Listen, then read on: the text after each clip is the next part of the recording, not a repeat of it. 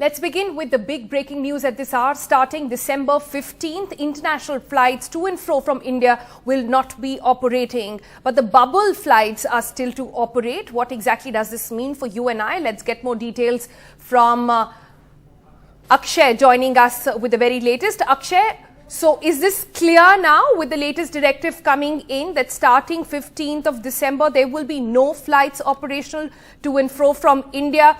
And if you could describe for us what exactly and which all flights do air bubble flights actually mean at this point? How much do they cover? Well, Sonal, yes, now this is clear because there were earlier indications. There was a meeting that was held by Prime Minister Narendra Modi and other top officials. Then there was a meeting yesterday as well that was held by Home Secretary Ajay Bhalla, which was also attended by several top healthcare experts across the country. So in that meeting as well, in both of these meetings, one point was coming up and it was highlighted was a review of the resumption of international flights that was to happen from 15th of December. Now the DGCA has clarified that the date to resume the international air flights will be informed by the DGCA, and till further notice there is no resumption of flights. So one thing is extremely clear that the date that was given earlier on around 26th of November that the international air flights will resume operations from 15th of December, that is not going to happen. As far as the air bubble is concerned, yes, air bubbles have been operating with a special arrangement with 31 countries, and that was since July last year. These flights are to resume. So there is no question of there is no question that they will be impacted, but clearly the aviation industry, which was hoping for certain more relaxations, that hope has been dampened, and this certainly is going to impact a lot of plans of people who were planning to either get out of India for whatever purpose, and many people who were planning to return back to India, that these plans are going to get hampered, and also many travel experts were hoping that as soon as the international air flights resume operation from 15th of December, the high prices of air tickets will come down. However, with new directive coming in from DGCA, it becomes now a bit clear that that is not going to happen anytime soon, and this is all being done because of the emergence of Omicron variant, which has been explained that it can be a lot more contagious by a lot of healthcare experts. Before we get into the pricing of these flights, etc., I just want to understand this very clearly for our viewers. So far, we had said that there would be stricter norms in compulsory RT-PCR testing for people arriving from these at-risk countries, roughly about 12-13 countries that the government kept sort of revising at regular intervals as well.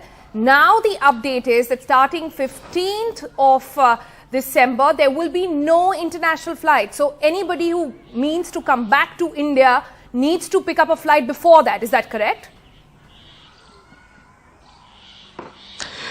So, Sonal, as far as the resumption of air flights is concerned, it was going to happen with all of the countries, like it was in pre-COVID times.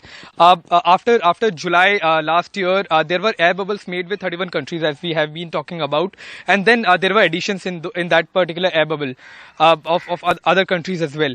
So, all those people who actually have to come back to India, they will have to opt for flights through air bubble, and the people who were hoping for taking a direct flight to India, that is not going to happen with the changes in plan by the DGCA.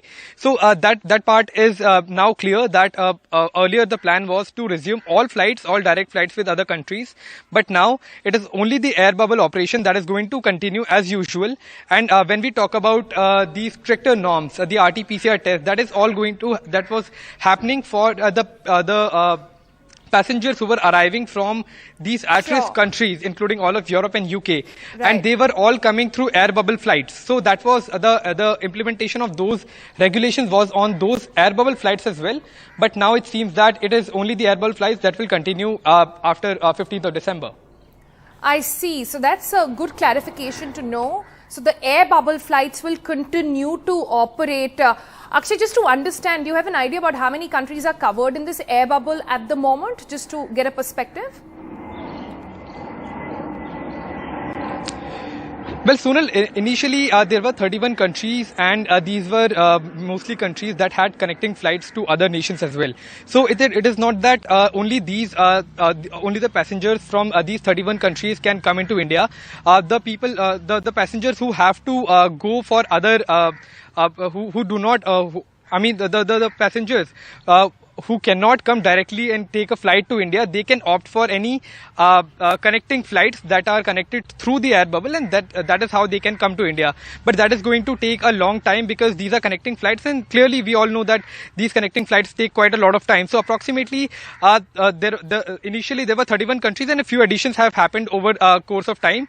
So it remains to be seen that whether with the new regulations there will be certain changes, because a lot of people have to pay a lot extra because the demand is extremely high and the supply remains quite low under this air bubble agreement.